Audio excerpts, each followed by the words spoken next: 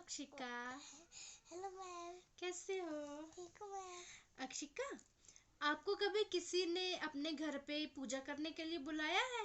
जब आप जाते हो, पूजा करते हो, फिर वो आपको एक चुन्नी देते हैं छोटी सी रेड कलर की, हलवा देते हैं खाने में, पूरी देते हैं, फिर बैंगल्स भी देते हैं।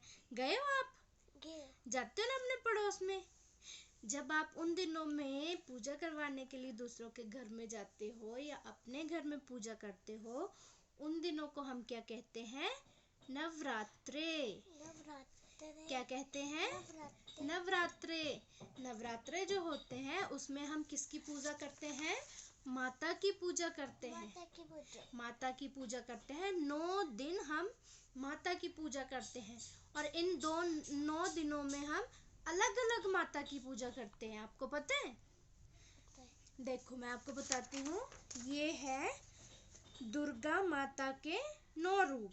ठीक है, ये है दुर्गा माता के 9 रूप। ठीक है, इसमें सबसे पहला रूप होता है शैलपुत्री। किसका रूप होता है? शैलपुत्री का।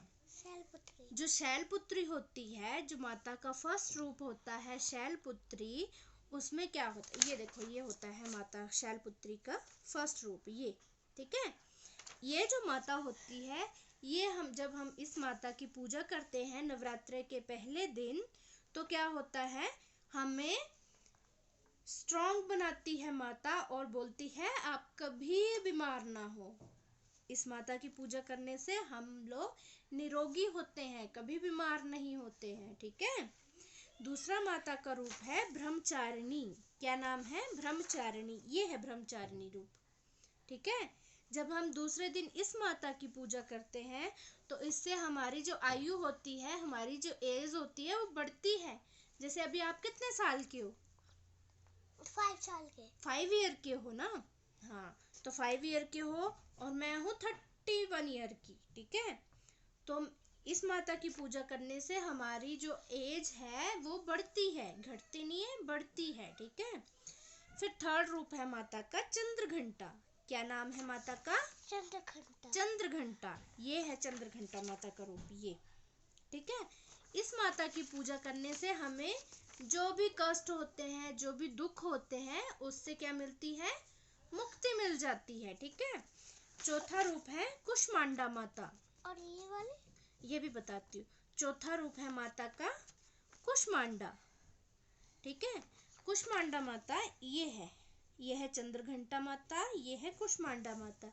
इस माता से हमारी जो दिमाग होता है ना, वो बढ़ता है। हमारी जो बुद्धि है उसका विकास होता है। ठीक है, फिर पांचवा रूप है स्कंद माता।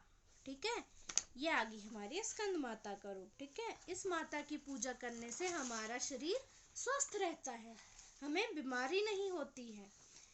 फिर हमारा छठा रूप है कात्यायनी माता। ये कात्यायनी माता नहीं, ये है कात्यायनी माता। ये देखो, लुक एट हियर, ये है कात्यायनी माता। कात्यायनी माता का जो होता है, इस माता की पूजा करने से हम सुंदर सुंदर दिखते हैं। आपको सुंदर दिखना अच्छा लगता है? दिखते हैं। हाँ, इस माता की पूजा करने से हम सुंदर दिखते हैं। फिर आता है कालरात्रि माता। ये है कालरात्रि माता। कौन सी है? कालरात्रि माता। इस माता की पूजा करने से हमारे ऊपर जो भी संकट आने वाले होते हैं वो हमारे ऊपर नहीं आते हैं। ठीक है, और फिर सेकंड लास्ट है महागौरी। ये है महागौरी। देखो, ये है आपकी महागौरी माता। ये वाली देखो, ये काऊ के ऊपर बैठी है ना। काऊ को क्या बोलते हैं? गौरी करके बोलते हैं ना काऊ को। ये इसको बोलते हैं महागौरी माता। इस माता की पूजा करने से जो मम्मी पापा होते हैं, जिनके बेबीज नहीं ना होते हैं, उनको बेबीज देती है ये माता। ठीक है, इस माता की पूजा करने से जिन मम्मी पापा के बेबीज नहीं होते हैं, उनको बेबीज देते हैं। ठीक है, और लास्ट माता का रूप है सिद्धात्री माता। ये है माता का सिद्धात्री रूप। इसके ऊपर ये लायन है ना? हाँ, इस माता की पूजा करने से क्या होता है, जो हमारे ऊपर कोई भी मुसीबत आने वाली होती है, कोई भी जैसे एक्सीडेंट हो जाता है ना, कभी सड़क में जाते हैं, कभी कोई गिर जाता है, पैर में लग जाती है। आपके दादी के पैर में भी लगी थी ना, तो इस माता की पूजा करने से वो जो हमारे ऊपर संकट आना होता है वो नहीं आता है।